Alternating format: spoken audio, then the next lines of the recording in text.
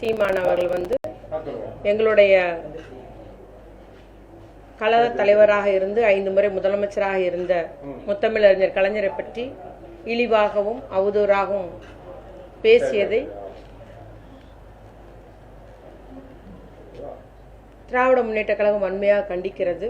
கழக தலைவரை பற்றி நம் தமிழ் மக்கள் அறிவர். அவர் தமிழ்நாட்டு வளர்ச்சிக்காக, தமிழ் மக்களின் நலனுக்காக, தமிழ் மொழி வளர்ச்சிக்காக தமிழ் மொழியை செம்மொழியாக்கியதே நம்முடைய கலைஞர் அவர்கள் தான். அத்துணை திட்டங்கள் நிறைவேற்றி தந்தவர். பிச்சைக்கார மறுவாழ்வாக இருந்தாலும் சரி, திருநங்கைகளாக இருந்தாலும் சரி, மாட்டுத்திறனாக இருந்தாலும் சரி, பாட்டாளியாக இருந்தாலும், தொழிலாளியாக இருந்தாலும், மகளிராக இருந்தாலும் சரி, அத்தனை பேர் வாழ்க்கையிலும் அவர்கள் உரிமையை நிலைநாட்டியவர், ஏற்றங்காண செய்தவர், திட்டங்களை வடிவமைத்தவர் என்பதை நாம் எல்லாம் அறிவோம். இளைஞர்களுக்காக முதல் தலைமுறை பட்டதாரி திட்டம், கல்வி கடன் ரத்து, நம்முடைய நுழைவுத் தேர்வு ரத்து என்றெல்லாம் அவருடைய படிப்புக்காகவும் முதலில் கணினி கல்வி வளர்ச்சி, இவ்வாறு அடுக்கிக் கொண்டே போகலாம். அவ்வளவு தமிழ்நாட்டில் இந்த ஒரு ஏற்றம் வந்துள்ளது, வளர்ச்சி வந்துள்ளது, அது காரணகர்த்தா கலைஞர். அவரை பற்றி இந்த மாதிரி இழிவாக பேசுவது வன்மையாக திமுக கழகம், திராவிட முன்னேற்ற கழகம் கண்டிக்கிறது. அவருடைய ஒரு கட்சி தலைவர் என்பது அவருடைய ஆதரவாளர்களோ இல்ல நிர்வாகிகளோ யாரையும் தவறாக பேசும்போது கண்டிக்கக்கூடியவர்களாக, தடுக்கக்கூடியவர்களாக இருக்க வேண்டும்.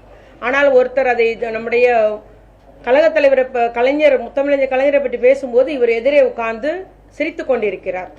ஆக ஒரு தலைவனுக்கு உரிய பண்பு இல்லாத ஒரு தலைவன் என்ற முறையில் அவர் ஒரு வழிநடத்த தெரியாத நிலையில இருக்கிறார் என்பதை நான் கூற விரும்புகிறேன். அதே போல பாத்தீங்கன்னா அவர் வந்து நமக்கு முன்னால ஒண்ணு பேசுறாரு, அப்புறம் அதை மாத்தி பேசுறாரு. இதே தலைவருடைய மறைவன்று என்ன பேசினாரு? எதிர்கால இளைய சமுதாயத்தினருக்கு கலைஞர் ஒரு படிப்பினைன்னு சொன்னார். இவர் ஓய்வர் இரவு பகல் பார்க்காத உழைத்த ஒரு உழைப்பாளின்னு சொன்னார். இவர் 70 வருஷம் ஒரு அரசியல் வாழ்க்கை, தமிழ்நாட்டு அரசியலில் இருந்த ஒரு ஆளுமைன்னு அவர் சொன்னதெல்லாம் அடிக்கிட்டே போகலாம். அப்படி ஒரு கலைஞருடைய மறைவைத போது இதே சீமான் அறிக்கை விடுறாரு, அப்புறம் இன்னைக்கு மாத்தி சொல்றாரு. அதனால எங்களுடைய தலைவரை பற்றி கோடானு கோடி தொண்டர்கள், எங்களுடைய கட்சி தலைவர் தளபதியாருடைய கண் அசைவிற்காக தான் காத்திருக்கிறார்கள், பொறுமையாக இருக்கிறார்கள். ஆளுங்கட்சியில் இருக்கிறோம், முதலமைச்சராக இருக்கிறார்கள், அதனாலதான் பொறுமையாக இருக்கிறார்கள். அதை எண்ணிக்கொண்டு என்ன இவர் என்ன அரசியல் அவதூறுகளோ இல்ல அரசியல் ரீதியாக குற்றச்சாட்டு கூறும்போது நாங்கள் எந்த நடவடிக்கை எடுக்கல. ஆனா அருண்ன்ற ஒருத்தர் வந்து இந்த மாதிரி துரைமுருகன்றவர் வந்து ஜாதி பேரை சொல்லி இழிவாக பேசுகிறார் என்று ஒரு புகார் கொடுத்ததுனாலதான் அரசு நடவடிக்கை எடுத்து அவரை கைது பண்ணது. ஆனா ஒரு தலைவனாக இருக்கிறவர் என்ன சொல்றாருன்னா கருத்துரிமை பறிக்கப்படுதுன்றாரு. அவர் பேசிய வார்த்தை, அவர் இயக்கிய சீமான் இயக்கிய தம்பி படத்துல வந்து அந்த வார்த்தையை உபயோகப்படுத்தினதுக்கு இதே சீமானவர்கள் அன்று எல்லாத்துக்கும் முன்னாலேயும் ஒரு சமுதாயத்தினர் குறிக்கிற சொல்லுன்னு தெரியாது, நான் மன்னிப்பு கேட்கிறேன், என்னுடைய வருத்தத்தை தெரிவிச்சுக்கிறேன்னு சொல்லி வருத்தம் தெரிவிச்சவர் தான். இனி இதுமேல் நடக்கான்னு வேற அன்னைக்கு சொன்னார். ஆனா மீண்டும் அதே வார்த்தையை இவர் வாயினாலையும் சொல்றாரு.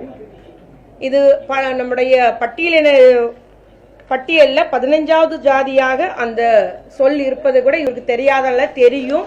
வாய்க்கு வந்ததை பேசிட்டு போறோன்றது நம்ம இதுல இருந்து தெரிய முடிகிறது.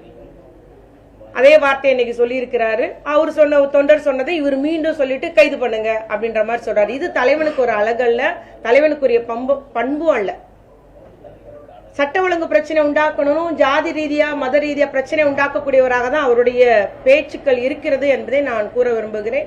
ஏன்னா ஒரு முறை பேசியிருக்கிறாரு, நம்ம எல்லாம் தேவனுடைய பிள்ளைகள் நினைக்கிறோம், இந்த கிறிஸ்தவர்களையும் இஸ்லாமியர்களும். ஆனா அவர்கள் வந்து சாத்தானுடைய பிள்ளைகளாகி நீண்ட காலம் ஆகிவிட்டது அப்படின்னு சொல்றாரு ஒரு அறிக்கையில். இப்படி இஸ்லாமியர்களையும் கிறிஸ்தவர்களையும் பழி சொல்லி பேசுகிறார். ஒரு ஈரோடு இடைத்தேர்தல் என்ன பேசினார்னா, தூய்மை பணியாளர்லாம் தெலுங்குல இருந்து வந்தவங்க, அவங்க வந்து நம்ம தமிழ்நாட்டுக்காரர்களை கிடையாதுன்னு சொல்றாரு. ஆனா தமிழ் குடின்னு பேசுறவங்க எப்படி ஒரு ஜாதி பெயரை சொல்லி இழிவுபடுத்துறான்றத இந்த மாதிரி ஜாதி பெயராலும் மதத்தின் பெயராலும் சட்ட ஒழுங்கு பிரச்சனை உண்டாக்க வேண்டும் என்பதற்காகவே உரையாடி வருகிற பேசி வருகிற சீமான் அவர்களை திராவிட முன்னேற்ற கழகம் வன்மையாக கண்டிக்கிறது.